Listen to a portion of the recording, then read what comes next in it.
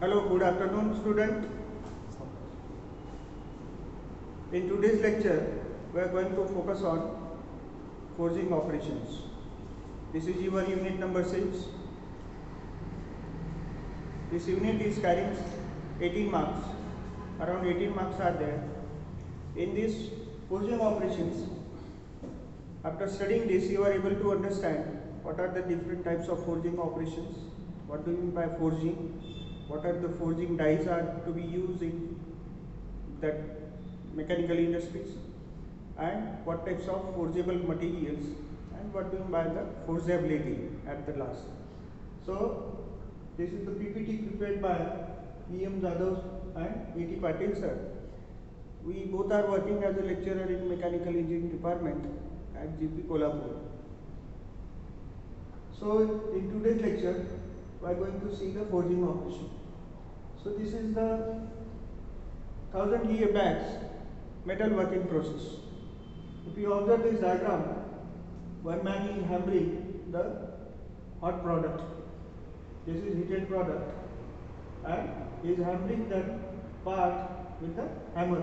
Means he is applying a compressive force. So that is the forging operation.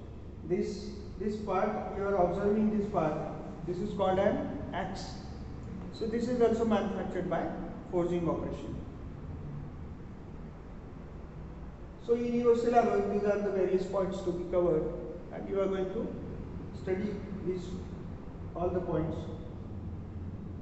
Then what is the basic definition of forging? It is a basic metal working process in which compressive force is applied by means of hammer, and you are getting a desired shape and size of the workpiece or of the product. So this is the oldest metal working process. So what types of parts to be manufactured by this forging operation? For example, crane hook, connecting rod, crankshaft, spanners, gears, gear blanks, and many more mechanical parts are produced by forging operations. So this is the ancient art of metal working. So this picture is taken from some 18th dynasty. So what is forging? Forging is a compressive force is applied to the metal with a hammer to give it desired shape or required shape to the workpiece. So that is the forging. This is the anvil. Basically, anvil is used in forging operation. Hammers, various hammers, chisels, and many other parts are to be used. Many tools are used in forging operation. What are modern components are manufactured by forging? Connecting rod, crankshafts, gears, gear blanks, and many more turbine, gas turbine parts, and aeroplane structural components are to be manufactured by forging operations. So forging, again, it is defined as a metal working process in which metal and alloys are plastically deformed by compressive forces. Then classification of forging, basically two types of forging, that is open die forging and closed or impression die forging. Open die forging means what? You are forging metal between two flat surfaces of dies, that is the open die forging. If you observe this diagram, this is the open die forging, means upper die forging and lower die. Lower die is there, upper die is there, lower die is fixed or stationary. In between these two dies, the workpiece is compressed. Means upper die is movable and lower die is stationary. Workpiece, heated workpiece is held in between these two dies. You are applying a compressive force on upper die, and the surface of the upper die and this lower die is flat. That's why this is called as a open die. Open die means what? Is performed between two flat surfaces, two flat dies. That is the open die forging.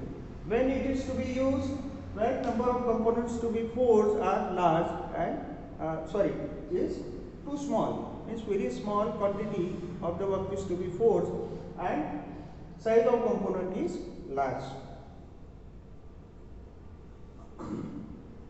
Then closed die forging and impression, it is also called as the impression die forging. Die contains some impression inside it. If you observe this diagram, this is the open die forging operation. Open die forging operation means what? The surface of this upper die and lower die is flat, and in between this is the heated product on which you are applying the compressive force. This upper die is moving in downward direction, lower die is stationary or fixed. So this is the open die forging. Impression die forging, if you look the impression die forging diagram of closed die forging, this is the closed die forging or impression die forging. This is also closed or impression die forging. In this, the impression of the connecting rod, the impression is on the upper die and lower die, and these two dies are compressed together, or this lower die is stationary and upper die is movable. So whatever this is the billets, this billets is 1, 2, 3 like that. It is at the last it is converted into the connecting rod. So impressions are there, and such impression dies are also there. So how many dies are required? 1, 2, 3, 4, and at the last 5. 4 or 5 dies are required. So impressions is to be generated on the workpiece, heated workpiece. So that's why it is called as a impression or closed die casting. Closed die casting means both the surfaces of the dies are closed, and this is the workpiece. If you observe this diagram, this lower die is stationary, upper die is movable, and flash is produced in this case, very thin flash is, and at the last those flash are cut after manufacturing the finished product. So this is the short notes about the closed die forging operations or impression die forging operation. Two dies are brought together and the workpiece undergoes plastic deformation until its enlarged sides touch the sidewalls of the die. Then a small amount of material begins to flow outside the die impression, that is called as a flash, and that is very thin and that is cut at the last. The flash cools rapidly and presents increased resistance to deformation and helps build up pressure inside the bulk of the workpiece that aids material flow into unfilled impressions. So this is the working of this closed die. This is the closed die used in mechanical industries. So this is the basic machines, or you can call it as old dies used in industries. Then what are the various forging operations? So one by one we are going to discuss about the various forging operations. Upsetting, heading, fluring, flattening, edging, drawing, setting down, swelling, punching, piercing and bending. These are the various forging operations. So this is first one is upsetting. Upsetting means this red color indicates the two dies are there and this yellow color is the workpiece. You are holding workpiece in between these two dies, and in this case this is the first stage, this is second stage, this is the last stage suppose. So what you are doing in this case, you are reducing the length of the workpiece and increasing the cross section of the cross sectional area of the workpiece. Its length is reduced and cross sectional area increases, then that operation is called as a upsetting forging operation. This is the bending operations, means you are bending the workpiece. You are bending workpiece, that is the bending operation. Drawing operations means this is the die and you are forcing the heated product in this direction, means you are reducing the cross sectional area of the workpiece, that is the drawing operation. By means of forging, you are also able to cut the material into two parts. So cutting means what? Heat the workpiece up to certain temperature, certain hot redness temperature, and by means of chisel and hammer, you hammer it and you are able to cut the materials into two parts.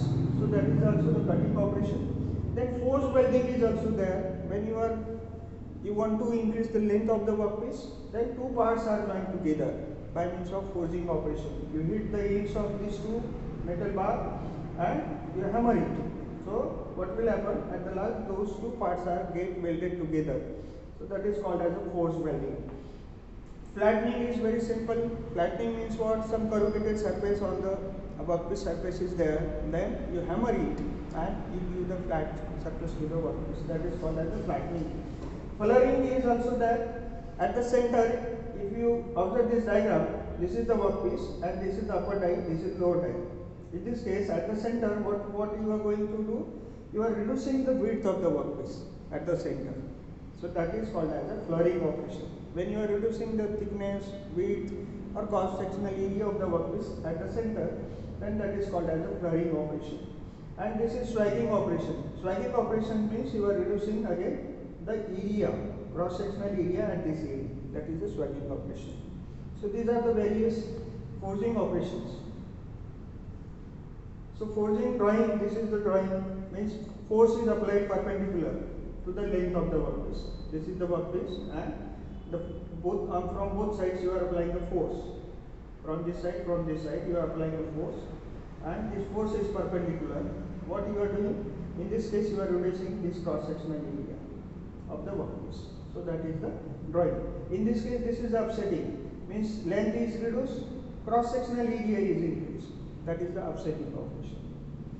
Then these are the welding. Welding means what? Process of joining two metal pieces to increase the length by hammering the hot metal ends. Cutting, process in which hot metal rod or plate cut out into two pieces with the help of chisel and hammer. So these are the squeezing, change length, change cross section by squeezing in closed die forging. So this is bending. This is the rod bending and this is the seat bending. How you are bending the by means of hold the workpiece on the anvil surface and hammer on the another end. You are able to bend it. So that is the bending operation. It is an important operation in forging and is very frequently used. In this process, the item is heated and bent to the desired shape and size. So these are the various literatures or short notes given. We also discuss about the drawing and punching or draping operation. Setting down operation is thinning of the workpiece. Thinning means you are reducing the length or width of the workpiece by means of setting hammer. So furring, if you observe this diagram, in this case what will happen? This is the upper floor, this is the lower floor, this is the upper floor. In between these two you are holding the workpiece here. In between these two you are holding. So in this case what will happen? The length is decreased but the cross sectional area is increased. So that is the furring operation. Edging operation means what? If you observe this diagram, this is the flat rod. In this case the edge of the is converted into this particular shape. If you observe this third dies, the shape is like this. Means at the end you are converted into, you are giving shape to the edge of the workpiece. So that is the edging operation.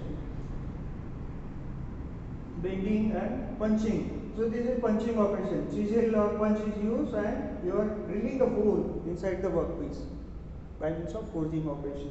You hit the workpiece first, you hold the workpiece on these two die surface and by means of punch you are able to produce a cylindrical hole inside the workpiece. So that is the punching operation. Swagging operation means what? You are giving a hexagonal or some square shape to the workpiece. So that is the swagging operation. Flattening and setting down, this is the flattening, means you are giving flat surface to the workpiece by means of flatter. This is called as a flatter. This tool is called as a flatter, means flat surface you are producing. So these are the various dies. This is the open die, this is also open die. So forging deformation, process in which work is compressed between two dies. This is the voltage and what are the basic metals to be, means what are the parts to be manufactured by these forging operations, voltage method and plastic deformation is given to the workpiece. So all these points are covered under this slide. So various parts produced by forging operations are like this. Even you can produce these various parts. If you compare this with the casting, the grain structure obtained after forging is more, strength obtained after forging is more as compared to the casting. So these are also the various parts to be manufactured by forging operations. So these are the various types of forging, hot forging and cold forging according to the working conditions and according to the working processes. Forging operations are classified, forging processes are classified into smooth forging, drop forging, press forging, impression die forging and this roll forging. So this is the impression forging. This is the workpiece and two dies are there. So the shape, how the shape is given to this workpiece. This is the first stage. You hammer the workpiece surface and it is converted down into this particular shape. After at the last you have this desired shape.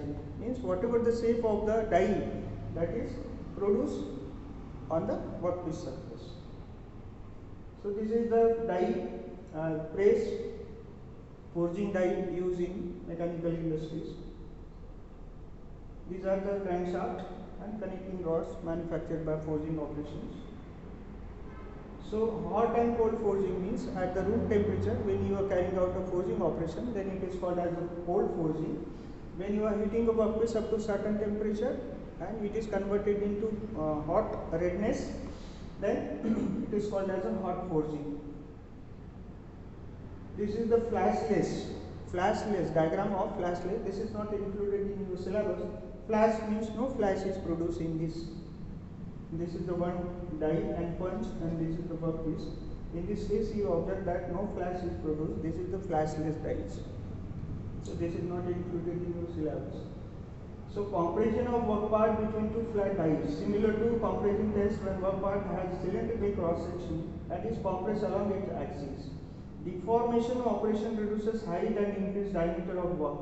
Common names include upsetting or upset forging. So this is the upset forging operation, this description of the upsetting operation.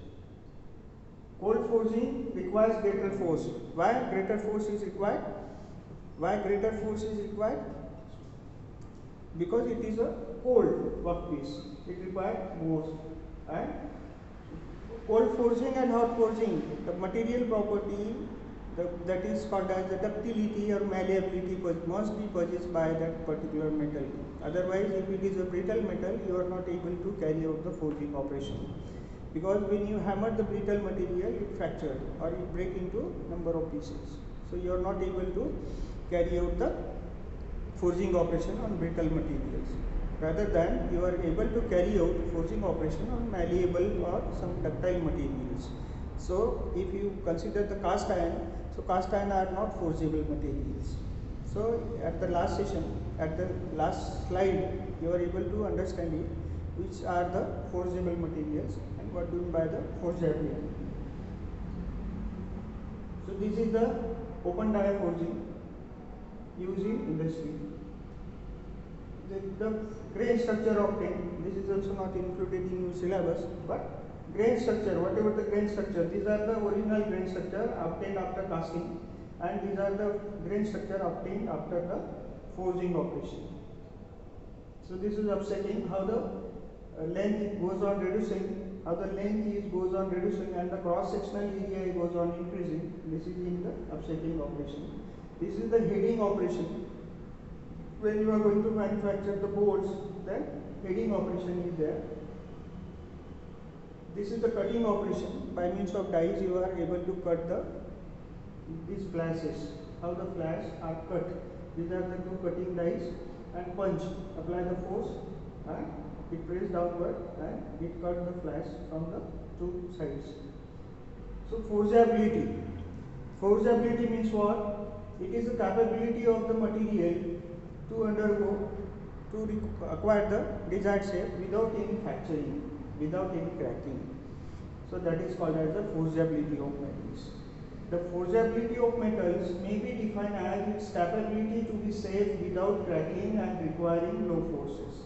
Although in general the forgeability of metal increases with increasing temperature, for certain metals there is a maximum temperature above which some undesirable phenomena occur, such as fast grain growth or melting of a phase.